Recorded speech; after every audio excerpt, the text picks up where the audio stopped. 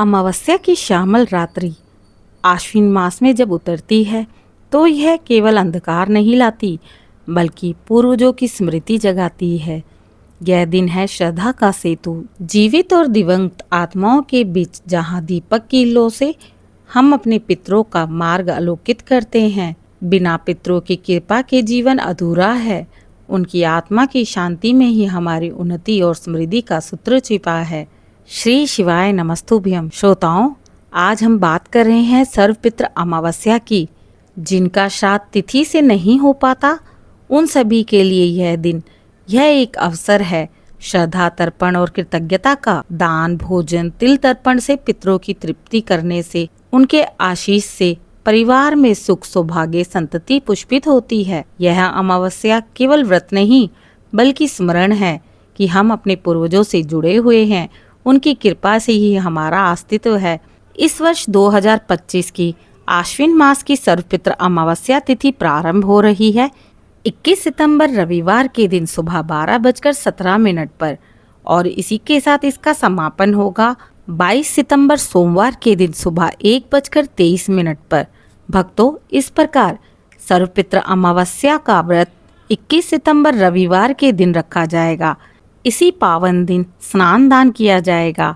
21 सितंबर को सूर्योदय सुबह 6:19 पर हो रहा है। सूर्यास्त शाम को 6:20 पर है। ब्रह्म मुहूर्त का समय सुबह 4:43 से 5:31 के बीच का है। पितरों का नियमित तर्पण आप सुबह 11:01 से 12:50 तक कर सकते हैं। इस दिन राहु काल का समय दोपहर 4:30 से शाम के 6 बजे तक का रहेगा। 21 सितंबर रविवार के दिन शुभ मुहूर्त को जान लेते हैं।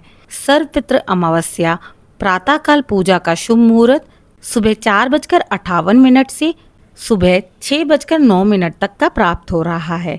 इसी प्रकार सायंकाल पूजा का शुभ मुहूर्त शाम को 6:19 से शाम के 7:30 के बीच का रहेगा। शाम का शुभ योग बन रहा है 7:53 पर। इसके तुरंत पश्चात शुक्ल पूर्वा फाल्गुनी नक्षत्र बन रहा है सुबह 9:32 तक। इसके पश्चात उत्तरा फाल्गुनी नक्षत्र योग बनेगा। जिन पितरों का श्राद्ध तिथि अनुसार नहीं हो पाता वह इस दिन श्राद्ध कर सकते हैं। श्राद्ध और पिंडदान करने से वे तृप्त होंगे और आशीर्वाद प्रदान करेंगे। इस दिन व्रत इसलिए रखा जाता है ताकि हमारे पितरों की आत्मा को शांति मिल सके। आइए श्रोताओं, इस दिन की पूजा विधि को जानते हैं। सबसे पूर्व ब्रह्म मुहूर्त में उठकर सूर्योदय से पहले स्नान कर लें। हो सके तो स्नान के जल में गंगा जल अवश्य मिलाएं। स्वच्छ पीले या सफेद वस्त्र धारण करें। घर के पूजा स्थान और खुले आंगन में कुशा बिछाकर बैठें और संकल्प लें कि मैं अपने समस्त पितरों की आत्मा की शांति एवं मोक्ष के लिए श्रद्धा से इस अमावस्या व्रत को कर रही हूँ।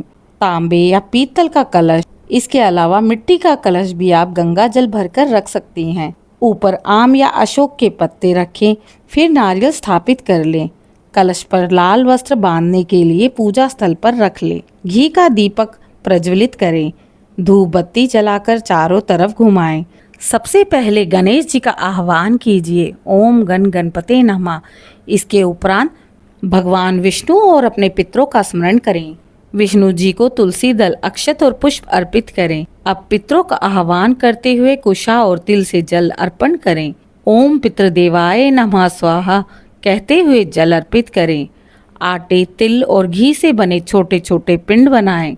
पितरों का स्मरण करते हुए पिंड को अर्पण करें। जल में तिल, अक्षत और पुष्प अवश्य मिलाएं और इससे उनका तर्पण करें।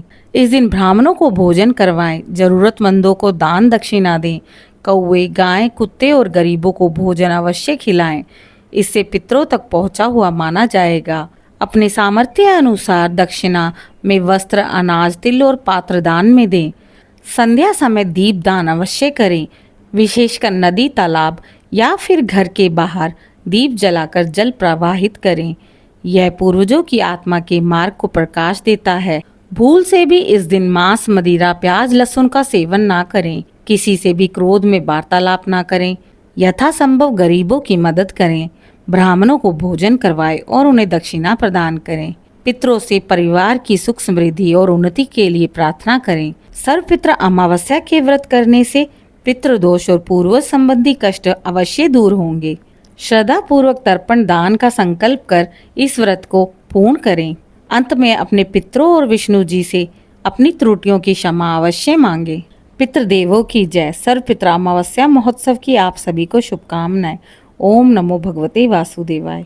जानकारी अच्छी लगी हो तो चैनल को लाइक शेयर सब्सक्राइब अवश्य करें और अपने मित्रों से साझा करें।